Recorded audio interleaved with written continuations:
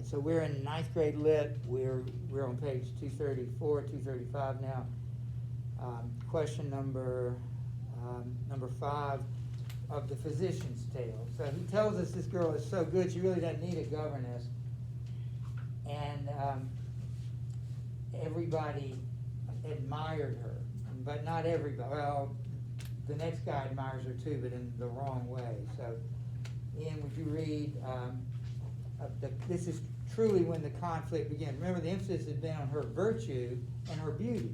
Well, that will now be challenged. This girl one morning went into the town towards the temple with her mother too, as one may see a girl will often do. Now at that time there was a judge in charge over the city and the land at large, and so it happened that he cast his eye upon this girl as she was passing by, and narrowly appraised her. As he viewed her loveliness, a sudden change of mood entered his heart, and feeling himself caught by her attraction, secretly he thought, I'll have that girl whether I sink or swim. At once the devil entered into him, whose machinations then began to stir and teach him how to have his will of her. He knew quite well that neither force nor fee could suit his purpose in the least degree. But she had powerful friends, and what was more, her sovereignty of goodness closed the door on his desires. He could not hope to win her soul or body to an act of sin. So after much reflection, he sent down for a known blackguard living in the town. As low and cunning tricks as he was bold, he came in secret, and the tale was told, and having heard it, he was made to swear never to tell a soul. And should he dare so much as whisper, he should lose his head. When he agreed to all that had been said, of his accursed plan he chose was glad, and gave him precious gifts, the best he had. Let's look at number 5. Describe the evil judge, and I'll show you his name in just a minute. What plans does he have for the girl? What's her plans for the girl? Yes. He wanted to have her as his wife. Well, I wish it were a wife, but he wanted to have her, but for all the wrong reasons. And it noted, well, what does that tell you about the man? He's a grown man. She's a 14-year-old girl. And need we say any more? But he's a judge, so he has a lot of power. But he mentioned that he couldn't, neither force nor fee could win her over. In other words, he couldn't really kidnap her because she's got powerful friends. And he couldn't pay her because she's too virtuous. That's not what she's about. So he's having to come up with a plan, a trick to get her.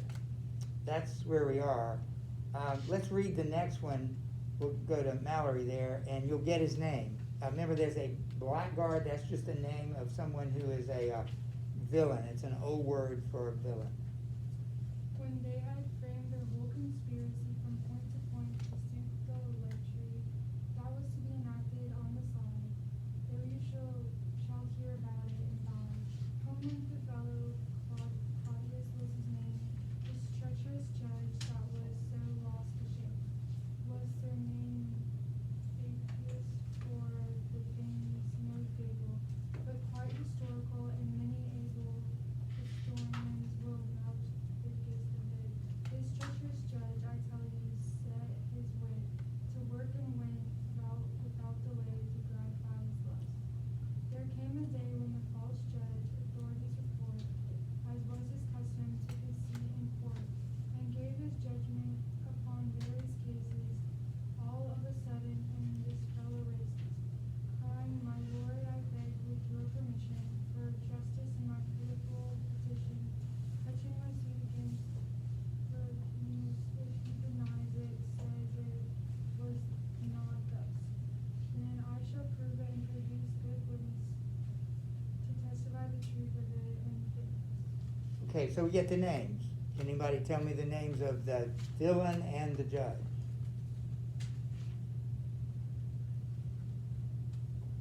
Yes. Claudius and Apius. Which is which? Claudius Claudius is the villain, but it's kind of confusing, and Appius or Appius is the judge. So you have their names. Anybody have any idea what the plan is? I would be impressed if you could figure it out. All of a sudden, he's in court, and Claudius, the villain, says he has a lawsuit against Virginius. So can you imagine what he might be up to yet? Well, it says the equal judge. Is his name like Claudius Appius or something? Now, Appius is the judge, Claudius is the villain. And so Claudius is coming to the judge and saying he has a lawsuit against Virginius. Who's Virginius? The girls, yeah. Okay, have any idea what that might be about? Remember what they want to do? They want to somehow get the girl for the judge. Yes. He's gonna make him give away his daughter as an active payment. As a what? Active payment. Well, you're right. The details, you don't know those yet, but he's going to require by law for him to give the daughter to him. How's that going to work? Well, we'll find out. But you remember, he couldn't kidnap her, and he couldn't pay her, so he's going to have a trick. So let's see could you read at least the next two, Rachel, or more if you want to. In absence of the judge of the accused, definitive award must be refused. Summon him, state your case, and I will hear it gladly. You should have justice, never fear it. Virginius came to learn the judge's will, and instantly they read the cursed bill.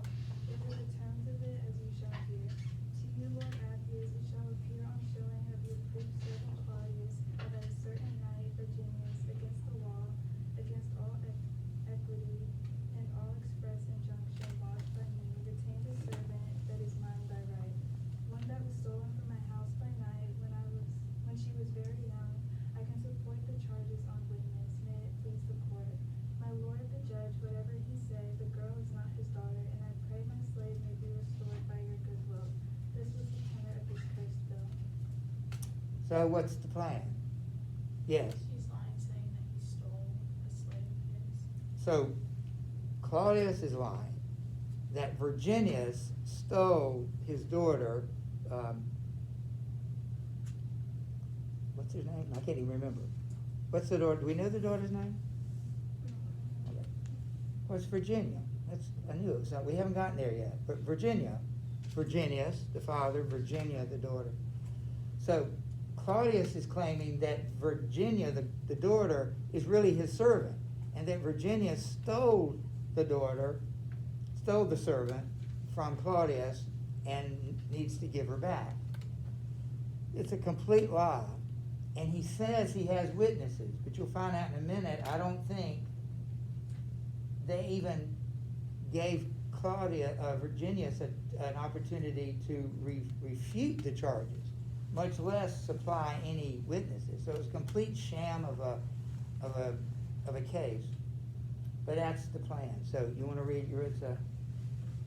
Virginius stared in horror at the trial, but quickly fearing he could defend his girl, and prove it on his honor as a knight, or bring a host to witness as he might, that all was false as the enemy had stated. This cursed judge, who never so much as wasted to hear the answer of Virginius, spoke out at once and gave his judgment thus: I rule this fellow is to have his slave immediately. The case is very great. Your house shall not protect her. Fetch the girl. I say the court awards her to the troll. So you notice not even a trial. He couldn't even defend himself. And there were no witnesses, no proof. It was just this guy's accusations against Virginius, and the judge, being, a bad guy, awarded the girl to Claudius. Yes. It's answered as 7. It's like describe the court scene. What we should have taken it. I think we just did. I should have said maybe the case, but the trial, but there was no trial. That's what I'm asking for. At least that's what they claim to be the trial. It was simply a lie, an accusation, no proof, and the judge awarded Claudius with what he wanted, which was the girl. Now, what's Claudius going to do with the girl? Give her back. Right, he's just going to give her, and remember, the judge would threaten him with death if he should tell anybody about this. So he's kind of being forced to do this by the judge. Reese. And when Virginius, this excellent knight, had understood the judge's doom aright, and knew his daughter on compulsion must be handed over to the judge's lust, home he returned, and seated in his hall, he sent the servant bidding him to call his daughter to him, and with ashen face, deathly and cold, gazed on her lonely grace. Fatherly pity pierced him to the heart, and yet he did not falter in his heart. All right, Megan. Daughter, he said, Virginia, I must name the ways that lie before you, death or shame. One you must take, alas, that I was born in, no judgment undeserved. Oh, my forlorn and my innocent daughter died from the night. Oh, my dear daughter, ender of my life, you that I fostered up with such delight, whose thought hath never left me day or night. Oh, daughter, you that are my last of woe, and last of any joy that I shall know. Be patient, O my gem of chastity, and take your death, for that is my decree, and it is love, not hate, for to have you dead. My pitying hand must strike and take your head. Alas, that ever it be a sorry face, to give false judgment in a treacherous case. He told her then all you have heard before, what had happened, I need say then. Did you get the drift of his decision? What is he going to do? Apparently he can't do anything about the case itself, so how is he gonna resolve this? He's gonna kill his daughter. He's gonna kill his daughter. Because he said you only have two choices, death or shame. Shame would be to be abducted essentially by the judge and mistreated by him. Remember, it would be forcible, it wouldn't be her consent. Either that, which would be shameful, or you die before that. And, he can't have her. And so that's her, and then she responds. And this is interesting, we'll see what she said. Let me read. Please.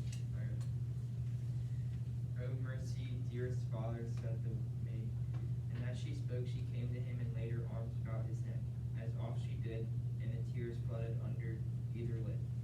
Thus as she wept, O Father dear, said she, am I to die? Is there no remedy? None, none, my dearest daughter. Hope is dead. Oh, give me time, dear Father. Then she said, let me lament my death a little space, for Jephthah gave his daughter so much grace, as to allow her time to sorrow, and before he slew her, she had done no sin. God knows, but ran the first among them all, to welcome him in solemn festival. And on the word she fell into a swoon, but when her faintness passed, she rose as soon, and thus addressed her father unafraid, blessed be God that I shall die a maid. I take my death valley and take my shame. So do your will upon me in God's name. There's several things there. She agrees to go through with it. Who's the only person in this story that doesn't seem to have any rights at all, any say-so? Like, yes, Virginia, he didn't ask, well, he did, sort of, but, my decree, and then he kind of gave her the choice, but she was going to do what her father told her to do. So he's going to kill her. But then she talks about this Jephthah person. Do you know who Jephthah is? Would it help if I told you he's in the Bible? Would it help if I told you he was in the book of Judges? Would it help if I told you he was one of the judges? Wait, was he like that guy who came from like the mountains and he killed his own daughter? Like he was like the first person that comes out of his house. So start back up. Yeah, that's him. Well, tell me about it. Tell them about it. He like killed. He said he promised God that after he won the battle, he would kill the first thing that comes through his door. And it was his daughter. That was a vow he made.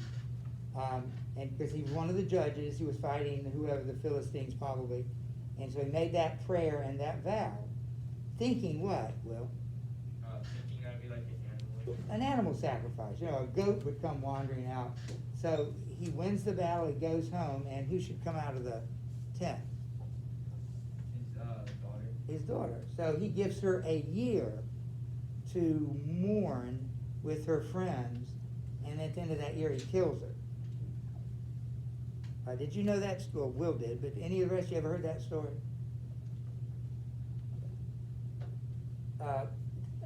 To comfort you, I have to add this.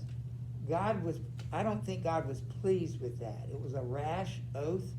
God never ordained a child sacrifice. He never, the only time that it seemed like he might have was with Abraham's son Isaac, when he told Isaac, go kill your son, but he didn't. It was a test. But he never in the Old Testament says we should kill our children as a sacrifice to me. In fact, it was a law that your firstborn male would be the Lord's, not to kill him, but to serve the Lord in some way. So that's Jephthah. Write down Judges 11 through 12. So you should know 9. And I guess you could actually finish if you wanted to, Emily. But this is how the story ends. And having spoke thus, the child implored that he would smite her softly with the sword. And then once more she fainted and lay still, her father sorrowful in heart and will, smote off her head and took it by the hair, sought out the judge and gave it to him there. Sitting in judgment in the open court, when he beheld it, Livy makes report, he rose and gave the order to his men to take the knight in hand. There and then 1,000 men came surging from the city, thrusting their way into the court in pity, and hope to save the knight. News had flown, the treacherous iniquity was known, for there had been suspicion of the thing, read from the way the churl had sought to bring his charge against the knight with the consent of previous. They knew her lecherous bent, and so it was the people had arisen. They took that judge and cast him into prison, and there he slew himself. And Claudius, him that was instrument to Apius, they took and would have hanged upon a tree, without Virginius and clemency begged for his exile. They could scarce refuse, else he would certainly have gotten his dues. Dress was hanged, the greater and the less, that had been party to this cursed news. Here one can see how sin is paid its wages. Beware, for no one knows how God engages, or when to smite the sinner, or how the worm of conscience will bring terror to firm in wickedness, however secretly, though none should know of it but God. But he illiterate, or a man of learning, how soon the blow would fall, there's no discerning. I offer you this counsel, let it make you forsake your sins before your sins forsake your sin. Thank you for finishing that. So let's look at what happens after he and his daughter had this story. What does he do to his daughter? Cuts her head off. What does he do with her head?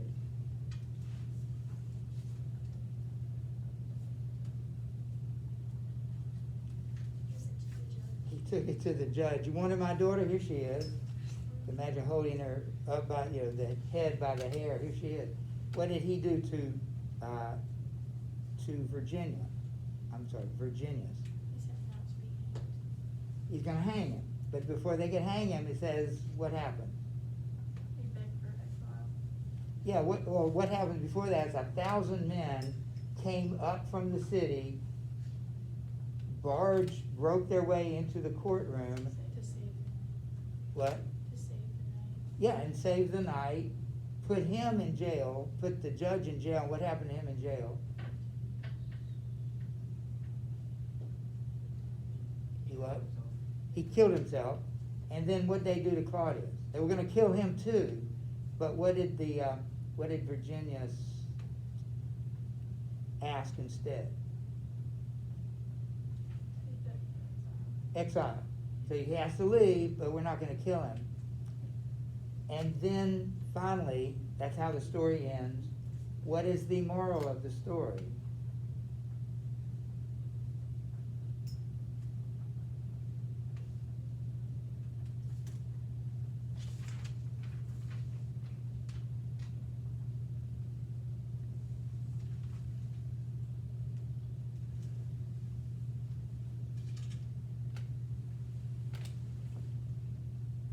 All right, if you want to just quote it, but you're going to have to explain it. This will be the end here. Forsake your sins before your sins forsake you. What does he mean by that? Forsake means to abandon, to leave. don't sin, or else you will be sinned against. That sounds like thunder. Is it thunder or is it a jet? Saw lightning, I was like, Okay, you know, it's funny, I haven't seen any thunder since what, August or September, it seems like, it means it's must be warm. I think it's gonna, like, freeze rain tonight or something. That's just unbelievable. You got rain, snow, freezing rain, thunder and lightning, you got everything. Everything except sunshine. I thought we had sunshine this morning, and it was pretty. Oh, that's true. All right, so now can you explain it? What does it mean forsake your sins before your sin forsakes you? Yeah, Like to let go of your sin before it takes control of you. and what's gonna happen when it takes control of you? Ultimately, what's gonna happen? Because what happened to these two sinners? Appius and Claudius? What happened to them? They were punished. And basically he's saying, the assumption is, and I believe it's true, that ultimately your sin will be found out. No matter how secret it is, you don't know when God's gonna bring the punishment. So, forsake your sins before your sin forsakes you. Yet that, if they had not sinned, they wouldn't have been dead. But they did sin, and it was too late, and so their sins forsook you. All right, so we're done. Any other questions? So we have 15 minutes. That's not as much time as I wish we had, but I'm gonna let you use it any way you want to. I had something in mind, but we don't need to do that. We can't do much in 15 minutes. So I'm gonna let you use this time whatever. I might not even come so I can go to and kind of do some things. I might even come and check this. I might not, but before we go in 15 minutes, I might just quickly check it. In fact, I ought to do that. It'll save us some time later. Let me just see your answers for that. That way it's done, you don't have to worry about it. Positions. Fail. Right? Still working? Okay, some of you still working, that's fine, you can show it to me before you go, you're done. You're done. So,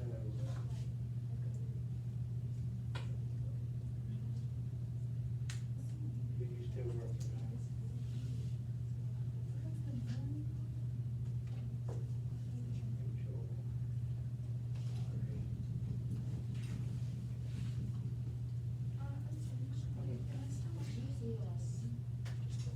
Yeah.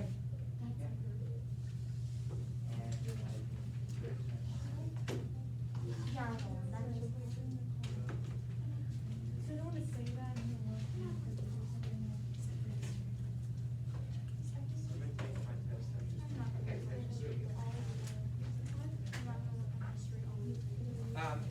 please just come and show them to me, I'm gonna be right over here. Just now, catch up on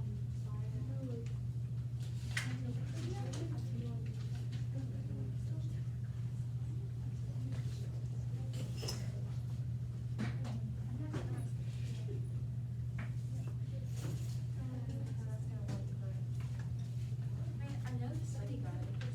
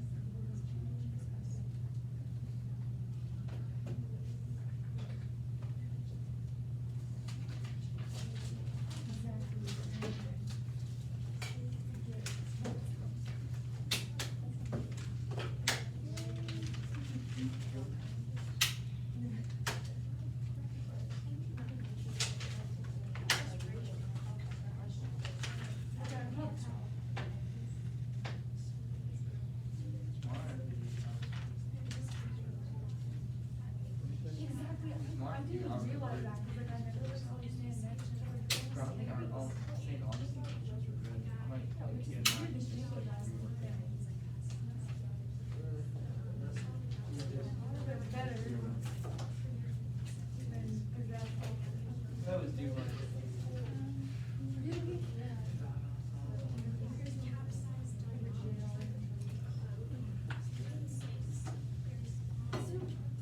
So Jude, Valentine's Day has been going well.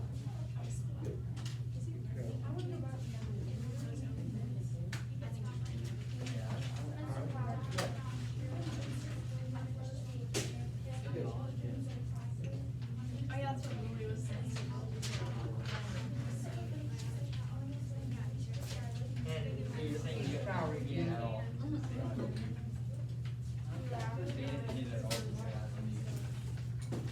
And Jordan did? So you waited for her response, she said yes. She said yes.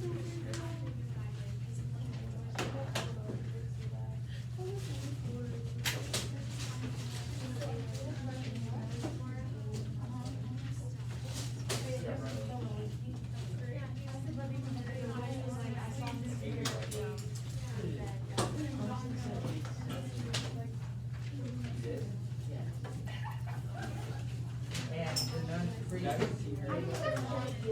She added. You check again, that's. I don't have it in my book bag.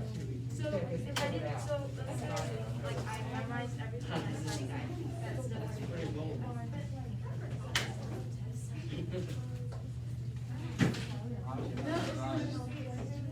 Anyone that has a Saturday? Dude, have you got the non-free still? Oh, the nuns freestyle? Yeah. Oh, I don't think I, filled out the questions.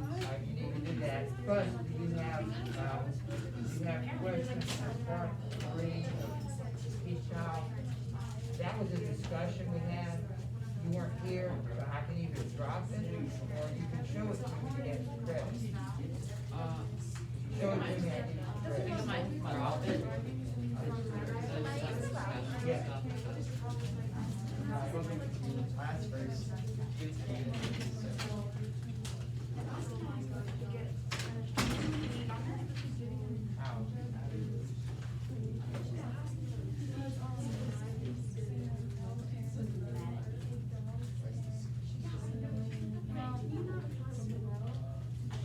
What'd she do? Nothing well. After the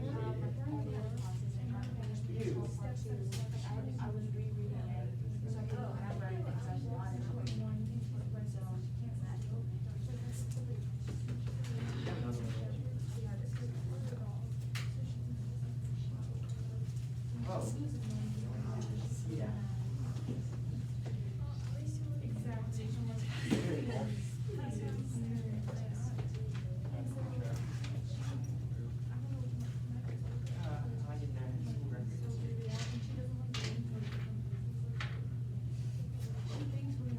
I don't know, I'm top of mind. I need to listen to what you got.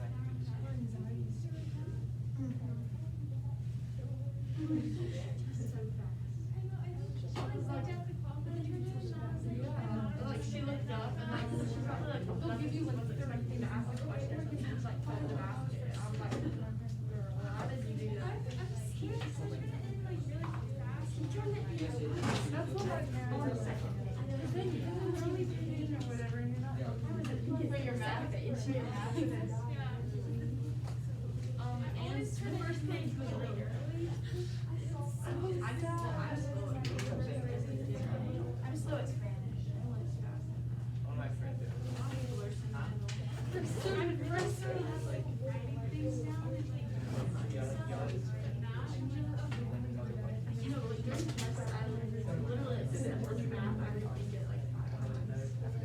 It'll be like -5x plus 6x. What is she gonna? She's gonna come back and messed up.